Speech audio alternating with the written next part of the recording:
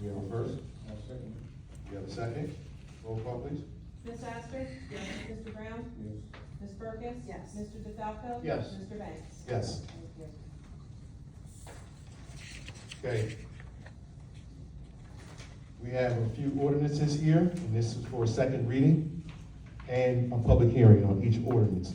So we'll start with the first ordinance, 2025-6, amending chapter 149 entitled Land Use to create a new health and life science district at Article 18 and to modify related zoning requirements as recommended in the Mount Holly Township Master Plan Reexamination Report adopted by the Planning Board of September 10th, 2024.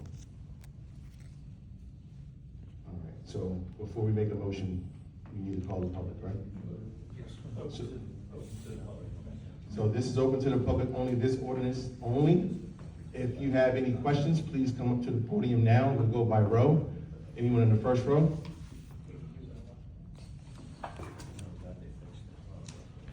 State your name, address. Hi, Nick Sedano. Hi, Nick Sedano, 47 Garden Street, Mount Holly. I definitely rise in support of this. As somebody who had my life saved by this hospital, I'm all for them, being as modern and as they need to be. You guys already know what my objections were, and you fixed that. Thank you. Here's my problem. This went before the zoning board, and Mayor, you just said it was compared to the 2024 reevaluation report, and it was found to be consistent with that report. However, in that report, it still has all the residential lots listed in Appendix B. Now, this was something I brought up at the land use meeting. They didn't seem to have an answer for me. I don't know why they just don't amend it and get rid of it. That seems to be an administrative problem with this ordinance right now. So I also want to say, Deputy Mayor, I heard, and from also our solicitor and our engineers, that we were basically ignoring parts of this report that we had quote adopted because they were only suggestions.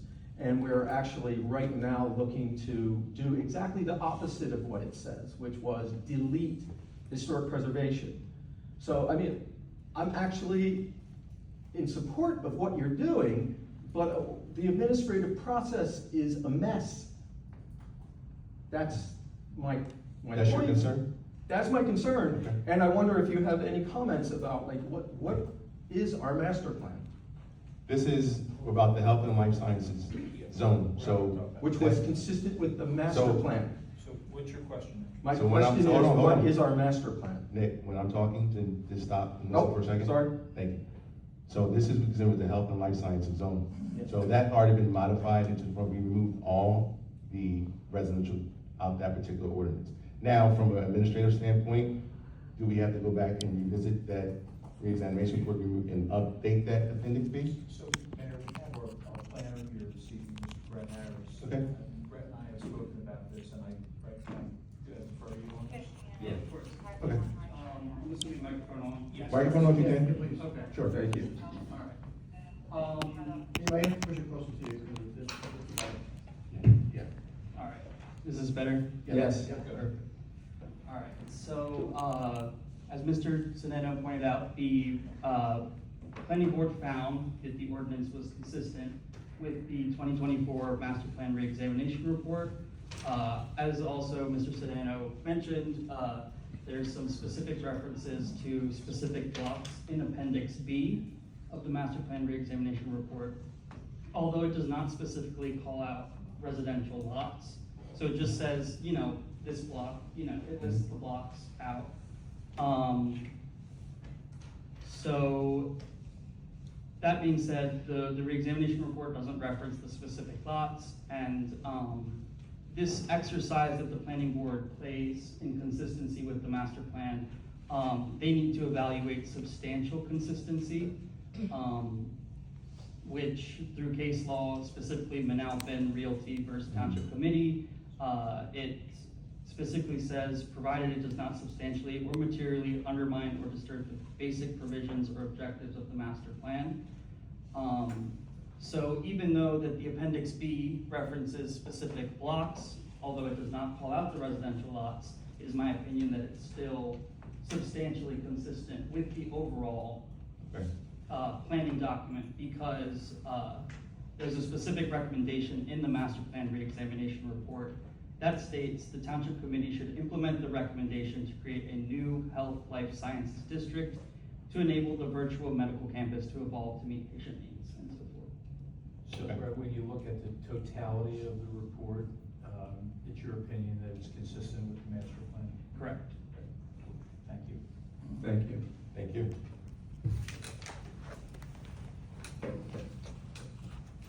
Anyone else in regards to this ordinance 2025-6? I also agree with that you have this plan.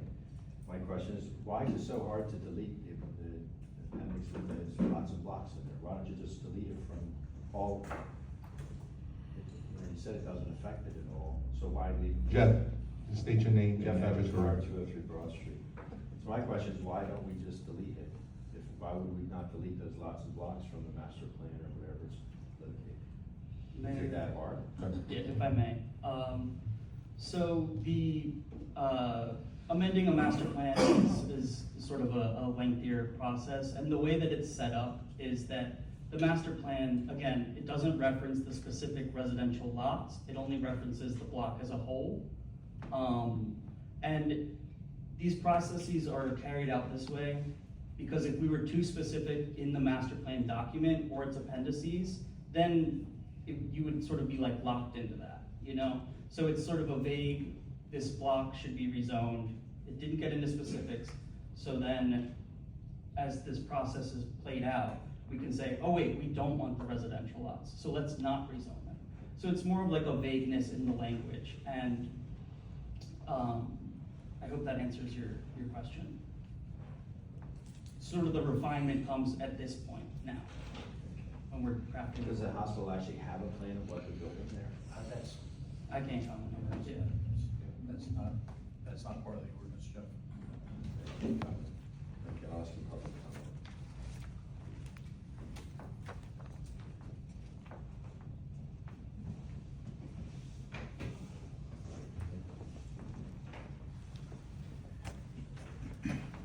Hello, my name is James Hawkyard, 80 Madison Ave, right down the street from Virtua. I had a couple of words, well, more than a couple of words prepared for today, but I'm gonna cut it a little bit short today for you guys. This is near and dear. I've only been living in this town for a few years. You guys, I've fallen in love with this place. You know, the effort, the energy, everything about it really resonates with how I grew up in North Jersey, and you know, this place is the place where everybody wants to be. And I have been in hospitals in and out my whole life. My brother, he's gone off, he's a doctor. I know the need and the requirements for a modern facility. However, I don't necessarily agree with the direction in which the hospital is going and I guess the leverage that the township is allowing for them to kind of hold over us. I spent a lot of time taking a look at the master plans over the years, all the way back from the 2000 plan. You guys have made huge strides. It's amazing the hurdles and achievements you guys have come, but I don't think this is a good direction for us to go in. They have the space. They've been taking up a lot of facilities over in Lumberton. They've been taking over offices, buildings over there. They've been expanding. And I think they have the space that they have already. They don't need to go out and expand anymore. I understand the need for this new zone to make sure that they have all the updated facilities, but there needs to be a cap. There needs to be a way in which we don't let them continue to expand. So I'm very nervous that, you know, the street I live on, busy as it is, will get even busier. I know there's plans to put in roads. I know there's plans to help alleviate the traffic, but the traffic's already there, so it's going to get worse. And there's people around that are thinking about leaving. The hospital is growing. You know, my street, you know, is only so big. I don't want to lose my neighbors. You know, I love them. They're great people. That's my 2 cents on it. Thank you, guys. Thank you. Can you state your name one more time? James Halkyard? James Hopkins. Thank you.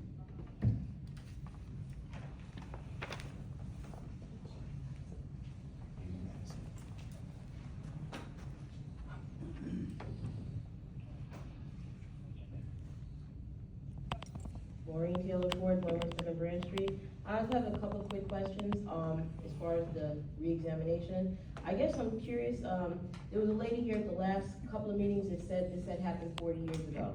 Well, I just turned 53 on Thursday last week, so I was 13 years old when it happened. Where's the archival documents from that takeover from the hospital? Are we that bad with paperwork? We don't have Is any. this, This is in regards to is your six. questions, Ms. Yes. Ford, related Yes, to this yes, it ordinance? is. Because you're talking about the reexamination plan? That's I'm not- talking about, it says on number 6. We're talking about ordinance 2025-6. And it says So reexamination. It says that at the bottom, but it's not about the reexamination report. It's about the health and life science zone district. Well, So then maybe that's what we're talking maybe I'm misspeaking, Mr. Mayor, okay? But I am talking about tax 6, I believe that's what it was, 2025-6? Yes, I'm speaking about that. There was a lady here some time ago saying that 40 years ago this happened already. So if it happened 40 years ago, where's the archival documents from 40 years ago that we can use as a baseline moving forward to help these people now, to use for this master plan? Now, when the master plan came out with the township, the data used was old data. It was old data. That was already put out there. So that's what I wanted to put out. You know, that's my concern. Where's the archival documents from 40 years ago? I'm certain that none of us in here, few of us in here were born. So where's this documentation to show, give us a baseline, a guideline for how the township did that 40 years ago? Maybe we can tweak it and make it better, so it's not gonna be like railroading it again. Because it seems that this is gonna happen regardless. I don't see a stop here.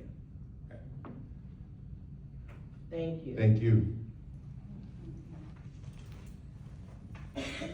Anyone else?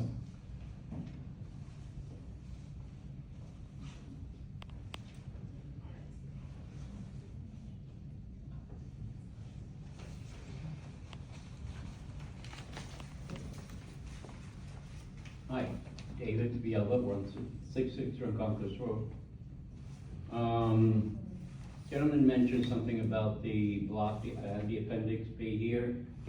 It mentions block 69, block 2, block 98, block 7 through 26, and 28 and 30, R2 zone, and goes on to mention block 101.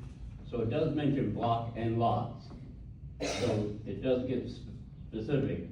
I think what the concern is if you take it out and kind of delete it or make annotations that that's not included in certain areas, then that'd be great. And then that way it doesn't go on to anyone else's property or infringe on anyone that's concerned about it. And if we can do that, then that would be great. Is there any way to get an amendment done to it? Mr. Villaba, you're referring to the reexamination report, right? Yes, sir. All right, this ordinance does not include those lots currently. So that's where our planner, do you want to give him a brief update on what you explained earlier in regards to the appendix? Yeah, I can, Mr. Mayor. So again, like I mentioned, the master plan reexamination report is sort of the policy document, that's the framework for future legislation. It's intended to sort of be vague where appropriate and specific where appropriate, so that then the council can, or committee can act on it where they deem it's appropriate. So again, an amendment would probably not be the best way to go. I would not advise that, but again, it's sort of this framework, and then the actual implementation is Okay. now. Will you be posting that anywhere that we can see it? Posting what? Publishing, those, what's attributed to the property? What we're discussing. Mr. Villaba, you're looking for for us to post an update in regards to this? Right, exactly. Of this ordinance? Yes, Sorry. in the land, in the lots. The current ordinance that we're discussing already has It's already been posted. Already been posted. Okay. You're referring to a section out of the reexamination report, which that's not up for discussion today. We're Okay. talking about only this ordinance, which those properties have been removed from the ordinance. It's pretty much Okay, all the so they've residential- been right, so the removed. ordinance, Okay, right, so what he's trying to explain to you that the plan appendix B is vague language in that reexamination report, basically, right? So, and it's done that way, it's done by design. But this Okay. ordinance is what controls what's in there and what's not. okay, Make sense? makes sense. And this Thank has you. not changed since the first reading, right? Correct.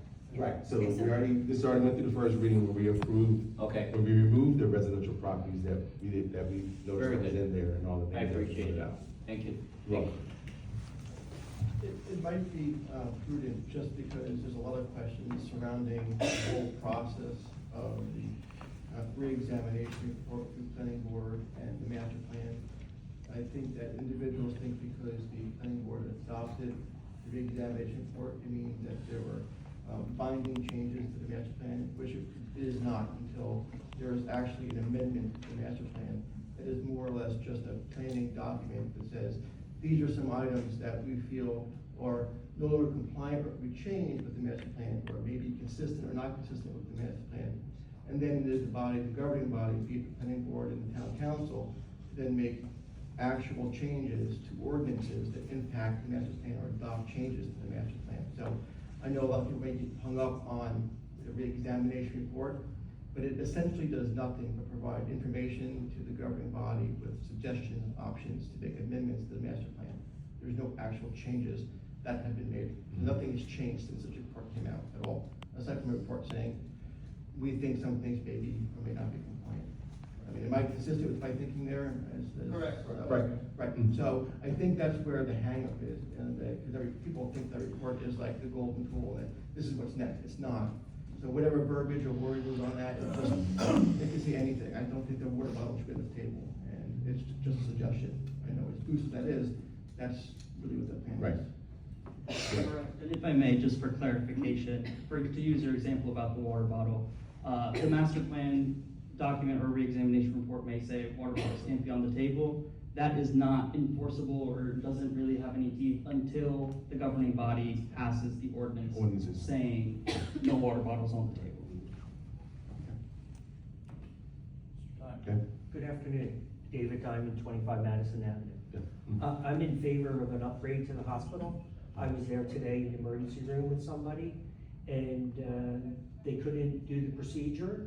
The person was injured, and they had to ship them to Voorhees. The hospital needs an upgrade, Mhm. and I'd like to thank them. All right, It definitely needs to be done. thank you. Mr. Thank you. Mhm.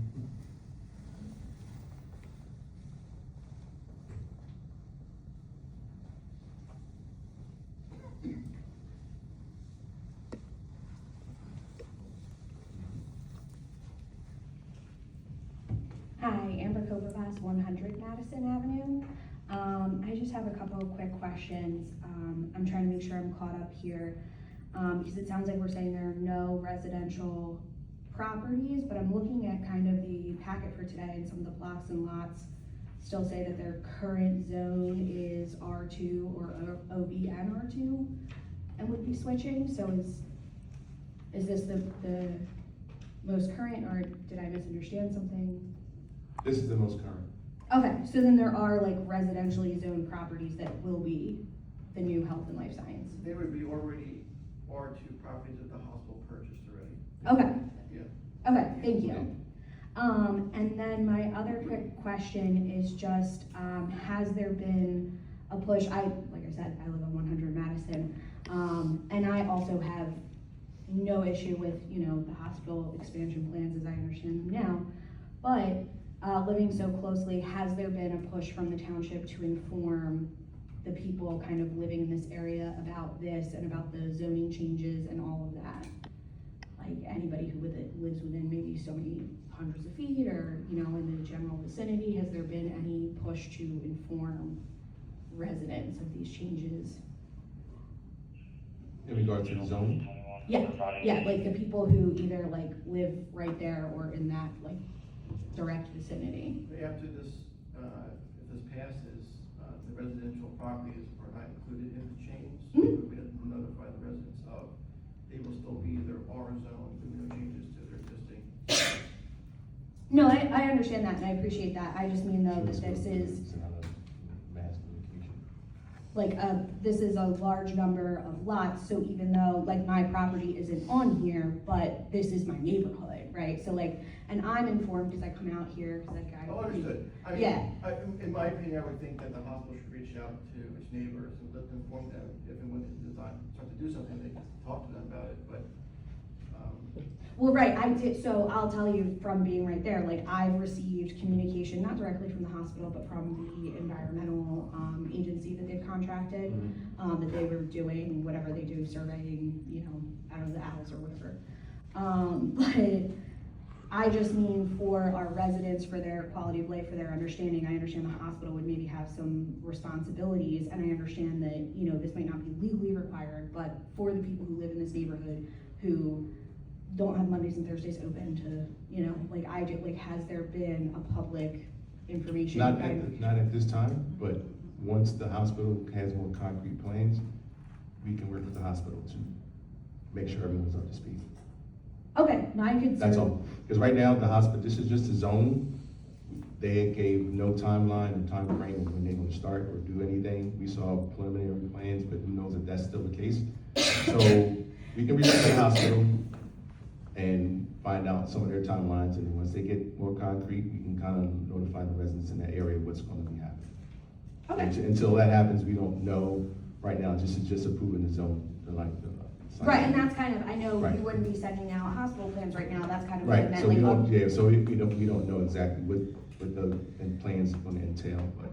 right, which is what I was saying, I understand you wouldn't be sending out updates on hospital plans that aren't finalized, but I Right. meant on the zoning, on the proposed zoning changes to people who live in the neighborhood. But, understood, thank you. Thank you. Anyone else have any comments on this ordinance only? All right, I'm seeing none. I'm gonna close the public portion for this ordinance 2025-6, and we'll bring it up for a vote. So you have a motion? motion to approve ordinance 2025-6. We have a first.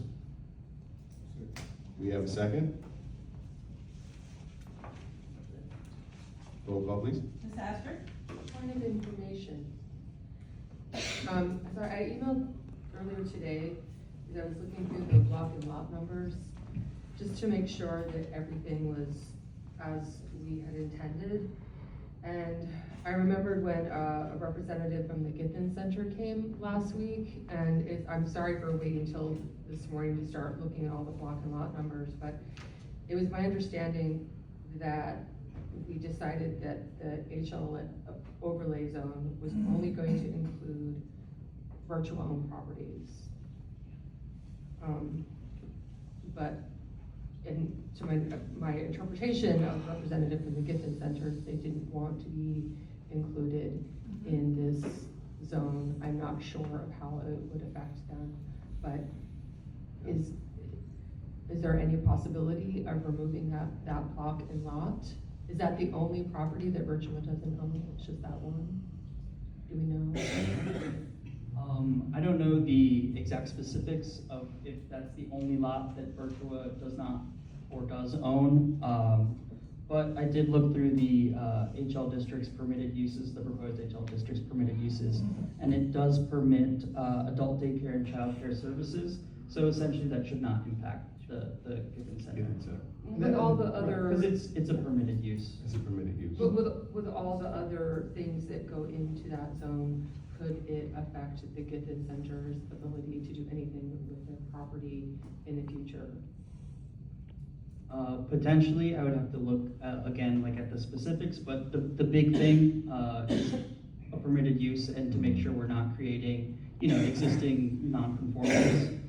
So the fact that it's a permitted use, essentially, they should be, an existing non-conforming use is not created through the creation of this new zone. So it doesn't change. So pretty much anything that would be health, wellness, life sciences could technically be anywhere within the zone. Correct. Correct. But with all the things like, maximum height of this and the front yard being set back so many feet, or if they wanted to, because there's a blocking lot that is a parking lot as well across the street. I looked, just to make sure, and I compared it to the map. So currently the Gibson Center, isn't that still OB? It is OB, yeah. I think it was more about just not wanting to be included in this new zone that was specifically designed for the hospital to expand, and that might in some way affect, their ability to do anything with the properties that they own. Just looking out for them, because we were so focused on residential properties, I overlooked the Giffen Center until the gentleman came, and it was my goal to only have virtual owned properties included in this zone. Is there any way that we could remove? It's actually block 97 lot 1.01 and block 97 lot 1.02, which actually the 1.02 actually isn't even listed here. I think that was an oversight. But the fact that someone came and clearly didn't want to be a part of this overlay zone, if Birchwood doesn't own it, I can't see why we can't just remove them so that they can feel comfortable with not being a part of the new zone. Because my understanding is every other property in this zone is owned by Birchwood, and that is the goal and reason for this new zone. That's my understanding as well. I believe I think the overall intent of the zone, again, is for Virtua, but also, it's called the Health Life Sciences Zone. It's not named virtual zone. Right, exactly. So I think the rationale behind including the Giffen Center or a similar property or use is sort of, this like medical lifestyle. That's sort of the intent of the ordinance. So, and I did try to feel like, I just want to make sure that if they want to, do something to the building or something with their parking lot, that they're not going to be prohibited because they're now the only non-virtual owned property included No, in this. they will not be prohibited. They won't, they don't lose their underlying zoning. This is an overlay. Okay, that's the one, because I feel bad, that we were so focused on residential, totally overlooked Giffen Center. I think that also, some of the confusion too with this thing, because it is an overlay, they will still remain an OB zone. Like, their zoning doesn't change when you do this. The only time that would ever change is if that property were to, let's say, sell to Virtua, in which then it would switch to the HL zone. So that's how the overlays work. So let's take with residential zones, people are concerned about unable to like rebuild a house or add on extensions to it. The R3 or alternate zone, the one that was there, it will still be that zone with the overlay of HL. And the HL doesn't go into effect until such time that a qualifying purchase or transaction occurs to qualify for it. So that's how that works. Okay. Yeah. So they don't lose anything. They don't lose anything whatsoever. Okay, thank you. Just want to look out for the Giffen Center. Thank you. Keep bringing up. Any other questions from council? Oh, well, actually, I just For want to this follow up. The block 97 lot 1.02, which is the parking lot that belongs to Giffen Center, isn't included in this, so I'm going to add that to be consistent. Thank you. Sorry. Can you just, read that? Sorry, it is block 97 lot 1.02. Thank you.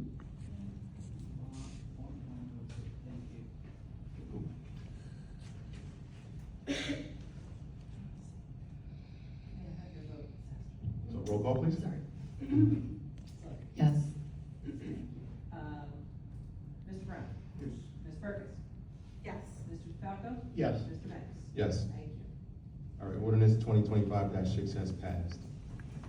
All right, now we have another ordinance for second reading. This ordinance 2025-7 is amending chapter 265 for vehicles and traffic, article 10, schedule 13 of the code of the Township of Mount Holly to extend a no parking zone at the intersection of Garden Street and Mount Holly Avenue. Before we bring this up to a vote, do we have any questions in regards to this ordinance? We open up to the public. All right, I'm seeing no questions, so I'll be closing the public portion for this ordinance only. This is 2025-7. So we'll bring it up for a motion. Motion to approve ordinance 2025-7. We have A first, and we have a second. Roll call, please. Ms. Astor? Yes. Mr. Brown? Yes. Ms. Farkas? Yes. Mr. DeFalco? Yes. Mr. Banks? Yes. Ordinance 2025-7 has passed.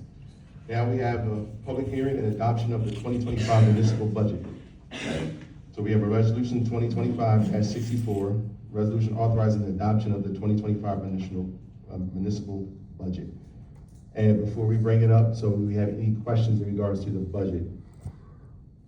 Any, come on, Liz. Greeting, everyone. Louis Philippine, 9811 Drive. My only question about the budget, what is the impact of the Mount Holly Garden to this budget? What do you mean? In regards to what? The gardens? Yeah.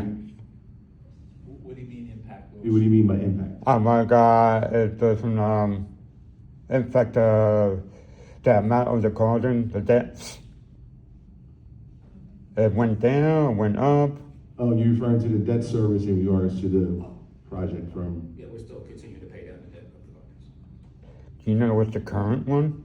Current debt is $16 million. Okay, thank you. Thank you, Rose.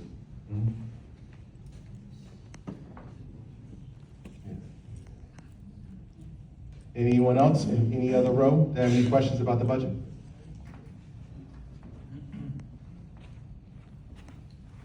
Pierre Ford, 117 Brad Street.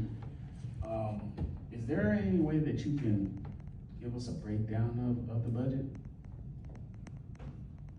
I think once it's adopted, then it will be posted, correct?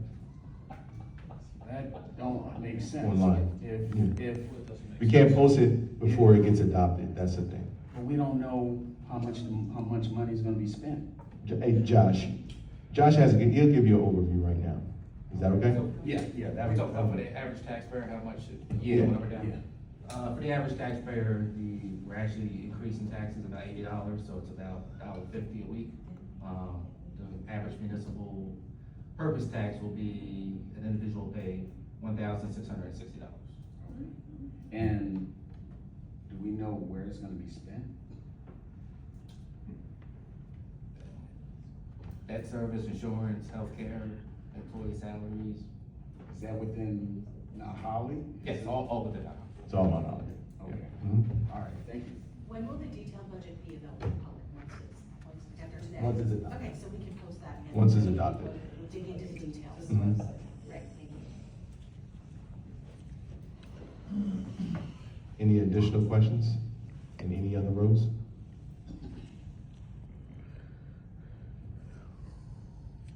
All right, I'm seeing none. So we're closing this portion of the public hearing for the 2025 adoption of the municipal budget. So let's bring it up we need a motion. Motion to approve Resolution 2025-65. We need a second. Second. We have a second. Roll call, please. Ms. Astor? Mr. Brown? Ms. Farkas? Yes. Mr. DeFalco? Yes. Mr. Banks? Yes. Thank you. All right. The adoption of the 2025 municipal budget has passed. Okay, so we have matters presented by public.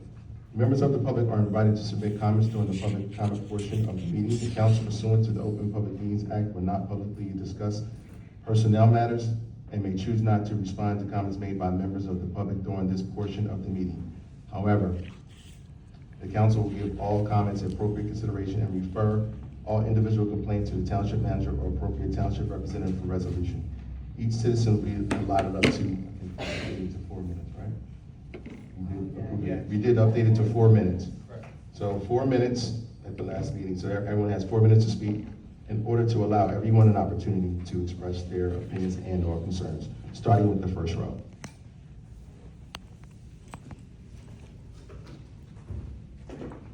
Good evening, Louis Philippine, 9811 Drive. Mr. Tank, I appreciate for the greeting, I really appreciated that. And I was hoping that if my could send me a vacant lot next to the county building, walk across the street from the MUA. That's an empty lot. I wish you could send me that for $1. You know what I mean? Just curious. Which lot are you referring to, Louis? next to the facility, walk up 60 from the MEA, the storage. Next to it, there's a empty lot. Oh, you want us to sell it to you for $1? Yeah. Yeah. Me too. Okay. Oh, well to ask. It's wishful thinking, it's wishful thinking. Yeah, wishful thinking. And second is, any update to the shoestring store? I believe it's going out to RFP, I gotta check when, do you know when? I believe it's meant to RP, right, Charles? Did it go out to RFP yet? I think it's in process of going out to RFP. Yeah, So so once- hopefully- RFP for remediation? No, for for Oh, sale. for sale, okay. Remediation is complete. Oh, the remediation is done? Yes, we couldn't sell it until the remediation is I complete. didn't realize that the remediation was done. We're in the process of trying to get recuperated for, Our work. Our work that we're gonna do. Can you repeat what that property is, please? It's the shoestring on Shoestring. High Thank Street. you. Yeah, Thank you. There's an upcoming event for car show, May 31st at 4 p.m. There's a, I think that's one event I see, and I need to clarify for the first 3 agenda items, if you don't mind. For the resolutions, Yeah, the first 3. give the numbers, please. 65, 66, and 67? Yes.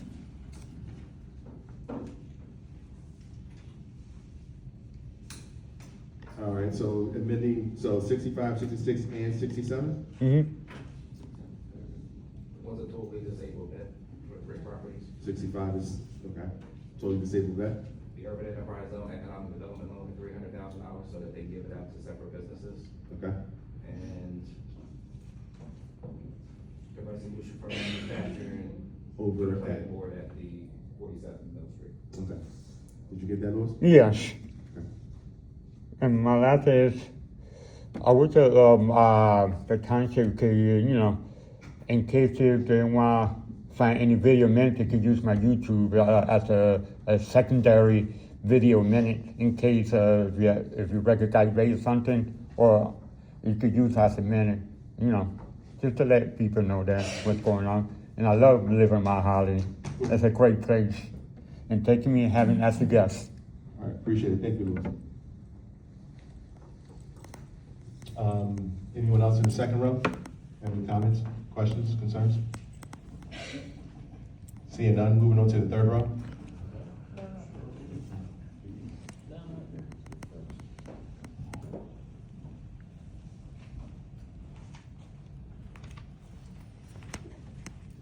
Jeff Evers, Meyer, 203 Broad Street. My first question is, we're getting into spring and the grass is growing, everything's going crazy. I want to know, what are we doing with code enforcement on these properties? Because some of the lawns are already a foot long. And we do have a vacant property ordinance. I don't really know, does that ever get used? Where we have to pay a fee if it's a vacant property? We've had a list of 100 of them. I think now we used to have 225. We're down to 100. It's less than 100. Okay, well, now we're down to less than 100, which is good. Much less than 100. Okay. Well, my list was 100, that wasn't too long ago, but I got from the township request. And Jeff, just in response to your first question, I know tomorrow you and I. Yeah, tomorrow we're gonna go around. We're getting around, and as we start cutting some things, we'll start making sure from the most, obviously, egregious, thank you for the long word, thanks, and long, property to, someone's We'll start with landscaping the going over the worst. sidewalk, we'll go from the. We'll start with the worst. Yeah. And I've checked, I've opened it before, I've never gotten a record of ever collecting any vacant property fees from anybody. This goes back 5 years. So there's evidently no record, it just goes in the general fund, which I find is quite absurd because they must write a check if they're paying it. And if someone doesn't pay their vacant property fees, like Buzz's Tavern's been empty for 10 years, Rocky Dontrimo's house for 5 years. And so if they're making payments, it shouldn't just go in the general fund, it should go to take care of these vacant properties in some sort. Because, none of that money seems like it goes where it should go to. We're collecting it for a purpose. If we've ever collected, you guys in the council, you asked the township manager, how much money we collected in the last 5 years? We've actually changed the ordinance. We had an original ordinance that got quite steep, and we changed the ordinance. but I still don't We had think. to change the ordinance because of the law. Okay, so we changed the ordinance, but, you know, I don't know, are we ever collecting it? If we don't collect it, do we lien the properties? Or when that vacant property finally sells, do they have to pay off the debt? Like, there should be some sort of a record for each property. If it's We been do collect fees, but we cannot lien the property. So when the property, you can't lien it, so when it sells though, how do you get any of the money or it's just? We're not allowed to do that. Okay, well, that answers my question. So there's gotta be a process, and with code enforcement, Rich and I are gonna go around, and, you know, I don't care about, you know, little things, but there's some houses that are collapsing and other issues, and we've all seen properties on Washington that got fixed, that were almost ready to be knocked down. And we don't want our properties to go that way, and there's a number of them that I have noted on my notations from 10 years ago, having them cited, and we've gotten rid of our code enforcement officials. We started out with 4, we had 2 code enforcement, Ed Linkett, and, what was the other guy's name? There were 2, we had 2, and then we had 2 cops that helped them, and now we have 1 person that does code enforcement in Holly.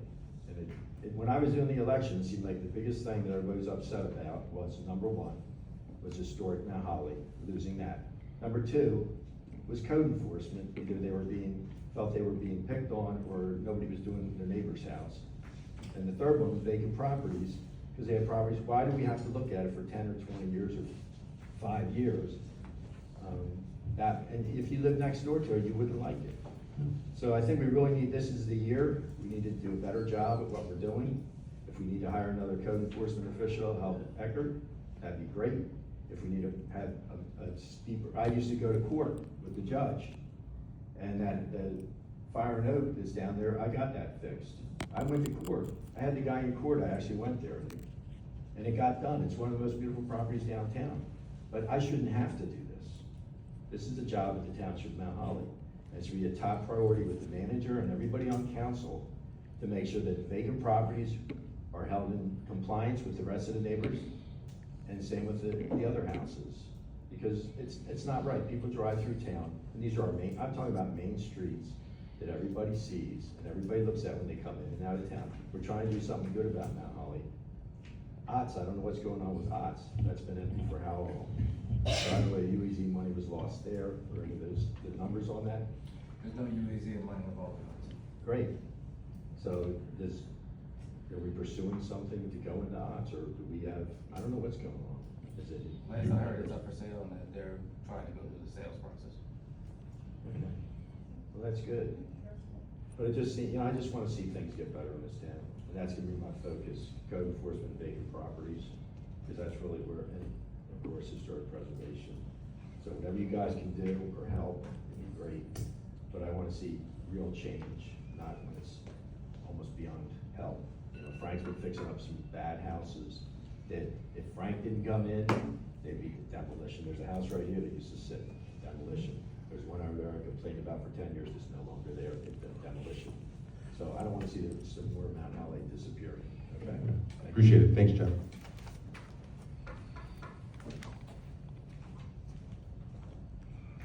Anyone else in that room? Okay.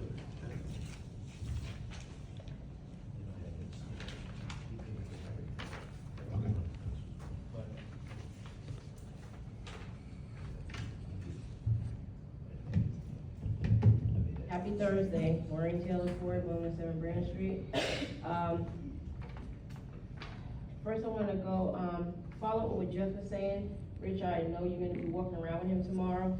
So I guess my concern is, as you're walking, looking at these particular properties, are you gonna have a list of properties of how do you say, tenants and landlords, I suspect? So, how we do the environmental cleanup, you know, I don't mind coming doing environmental cleanup, but when I was in the military, I wasn't picking up people's cigarette butts. I can't tell you how much trouble I got in for that. There's a limit where I live on a main road and I get code enforcement because I got a flood in my basement and people have just run down properties. So my concern is, are you gonna work with the environmental committee for these landlords who are not having their upkeep of their particular properties? I don't know if the tenants are responsible, but I think it's a problem when the environmental committee has to walk up and down Pine Street picking up trash in front of people's homes and they're watching you. They're looking at you. That's a real problem. And these are tenants, transients, whatever word you want to use to characterize them, whatever adjective. That's a problem. We got to get behind that, okay? And bring me to the next thing. I said this a while back.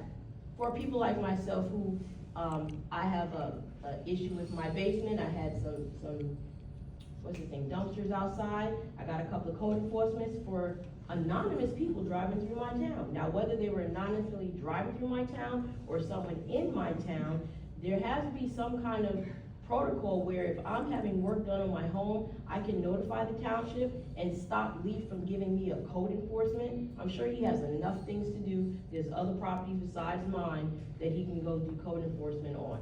So I'd like to see something where if people are having active work done in their home, I can notify the township. I already have to pay for the dumpster if I can get the people over there pay for the dumpster. So why can't there be a law to say, you know what, this person is doing work on their home, or they have an issue in their home, please don't give them a code enforcement violation. Okay, your hours are not conducive. You don't even have bank hours. Just want to say that. The next thing is, Rich, I want to thank you for upping the 4 minutes, because Mayor Banks was brought to your attention on January, right, by Lewis. You shut him down quick, fast, in a hurry. Mm-hmm. And your thing was progress, not politics. So that was politics January 1st. Thank you. That's your opinion. Yes, it is my opinion. Thank you for the progress, because that's progress, not politics. It's what you ran on, okay? My next thing is, what about town halls? We're gonna have something for the township. Conclusive, inclusive, for all people. Everyone can't make this meeting, okay? We only have one meeting a month. Are we gonna have anything, some kind of surveys, anything that comes out so people can give their input? There are people who are homebound that still love this town, that would love to give back to this town or give their input. And I think that we should open that up to have people able to have somewhere to give their opinion, their suggestions for the love of this town. The other thing I wanted to ask was specifically for Resolution 2565. It says totally disabled veterans, multiple addresses. Okay, what is that? I'm a totally disabled veteran, and I have multiple homes in this town. Is that referring to me, or is that referring to something No, different? it's 3 different property owners. Different property owners? 3 different property owners under one resolution. I can't hear you, Joe. There's It's 3 different property owners. Under one resolution, so there's 3 individual property owners that are receiving the benefit. Oh, I see. Okay, very well, thank you. Moving on right here, what is it? Public Safety Patrol Project. It says here, the project and a vehicle, so we have to have UEZ money to pay for the project and for a project vehicle. Is the vehicle gonna be like a separate entity from the regular vehicle police drive around in? Correct. That is Correct. gonna be different colored and all of that? Correct. Okay, all right, thank you. Thank you.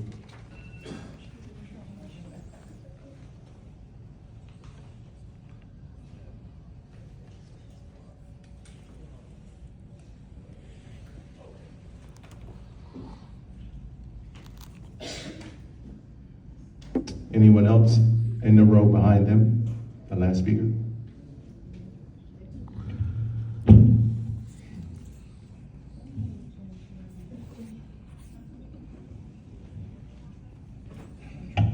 Hello, good evening. My name is Jennifer Musial. I live at 9 Manor Terrace. I was just curious if you could say a little bit more about that resolution 25-71 to authorize the use of funds for the purpose of a public safety officer patrol project. Can you explain a little bit about, is that to hire one person? Does project mean a number of different things? What do you envision that to be and do? Yeah, sure. Thank you. No problem. Well, just in case you need to ask more stuff, this time is not gonna be against my response. So from the UEZ standpoint, what we're looking to do for this project is provide safety and security for the downtown of Mount Holly. And that was part of the 5-year plan for the UEZ. And with that, in coordination with the police and other factors, we came with a list of items that can help. In the past, we funded things like walking patrols or Class 2 officers on bikes that would ride around, provide a presence. But now that the UEZ fund has been restored from the state, we now have more dollars to provide more assistance to many different things that the downtown needs. specifically in the UEZ zone. And what this will do is allow us to hire 4 Class 2 officers and have 2 on at one time, 2 off at one time, provide them with a UEZ police uniform. They will have a vehicle. This is not a vehicle with like a cage in the back where you transport prisoners. It's more of a utility vehicle to help control the area, help assist the other officers that are on. So this is on top of the existing officers that will be running the rest of the town throughout the day. So the other officers can now focus on other areas versus just the downtown area.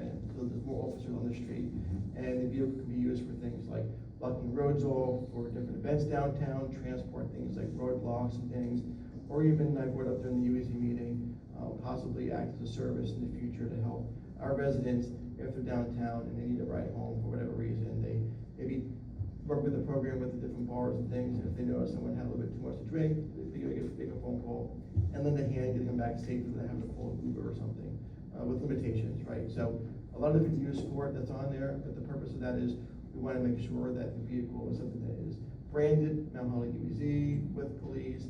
It has the appropriate lighting that's on there. It also has a utility on it that can be used for many different facets in the downtown area. I have 2 follow-up questions.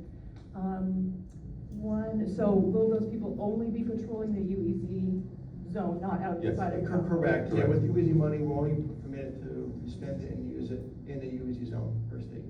Okay, and then secondarily, because I'm not familiar with what a class 2 means, does that mean that those officers can carry firearms? Does that mean they can make Correct. arrests? Yeah, they are a full-fledged officer while they are on duty, Okay. and they're typically officers either have retired and they're coming back, but from the state's eye, they're fully qualified as an officer and will have all the capabilities of any officer that's on full-time during the time that they are working. When they're off-time, they can't carry a gun, all that kind of stuff, so. Right. Yeah. Okay, and so would members of the public be able to distinguish that officer from a Mount Holly police officer not? Yes, the Yes. uniform will be different, yes. Slightly.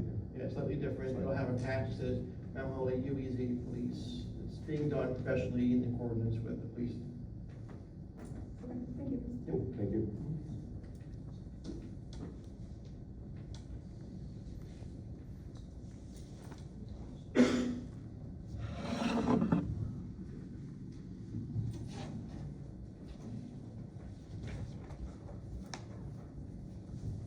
Hi, Amber Kopervas, 100 Madison Avenue. I have a few questions, but now I kind of want to jump off of what Jennifer was asking about, because this seems like a substantial investment in more law enforcement through the UEZ. I'm at like 4 officers, 2 on at all times in a vehicle. And I'm just curious, I'll admit I couldn't go line by line through the proposed budget, but I did kind of go, like, give a look over. And like I understand people's need to feel kind of like safe in their property and all of that. And so one of my questions is, do we have any crime statistics that show that anything's like increasing, or what are we looking at like year over year that kind of would prompt feeling like this is a need? Was there?